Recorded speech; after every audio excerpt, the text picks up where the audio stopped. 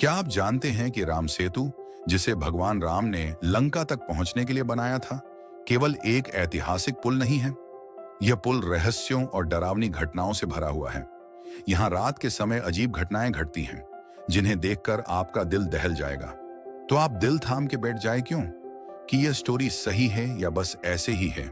चलो कहानी की शुरुआत करते हैं। तमिलनाडु के धनुषकोडी गांव के मछुआरे राम सेतु के पास मछली पकड़ने के लिए गए थे। उस रात समुद्र में अजीब चमक दिखाई दी, जैसे कोई रोशनी पानी के अंदर से आ रही हो। जैसे ही उनकी नाव राम सेतु के करीब पहुंची, वह अचानक रुक गई। न तो कोई चट्टान थी और न ही कोई रुकावट। फिर भी नाव आगे नहीं बढ़ी। मछुआरों ने सोचा कि यह किसी प्राकृतिक कारण से हुआ होगा, लेकिन तभी उन्होंने सुना कि कोई धीरे धीरे उनका नाम लेकर पुकार रहा है। मछुआरों ने देखा कि पानी पर एक परछाई तैर रही थी। ये किसी इंसान की लग रही थी। जब उन्होंने करीब जाने की कोशिश की तो वह परछाई हवा में गायब हो गई। डर के बावजूद उनमें से एक ने जाल फेंक दिया।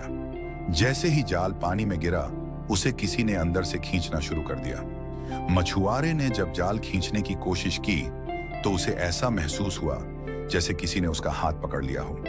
अचानक समुद्र से एक गहरी आवाज आई, यहां से चले जाओ, यह जगह तुम्हारे लिए नहीं है। धनुषकोडी के लोग कहते हैं कि राम सेतु पर भगवान राम के युद्ध के समय मारे गए राक्षसों की आत्माएं आज भी भटकती हैं। रात के समय वहां जाना सख्त मना है, क्योंकि अदृश्य शक्तियां जागृत हो जाती हैं। लोगों का मानना है कि जो व्यक्ति राम सेतु पर रात में जाता है, वह या तो लौटकर नहीं आता या फिर अजीबोगरीब अनुभव के साथ वापस आता है। वैज्ञानिक दृष्टिकोण। वैज्ञानिक इसे चुंबकीय गतिविधि और प्राकृतिक घटनाओं से जोड़ते हैं। उनका कहना है कि राम सेतु के आसपास पानी के अंदर प्राकृतिक बलों के कारण नाव रुक जाती है, लेकिन स्थानीय लोगों का मानना है कि यह भगवान राम के युग का चमत्कार और राक्षसों की आत्माओं का असर है। क्या आप जानने की हिम्मत करेंगे? राम सेतु आज भी अपने रहस्यों को समेटे हुए है। यह सिर्फ एक पुल नहीं, बल्कि भगवान राम के चमत्कार और राक्षसों के श्राप का प्रतीक है।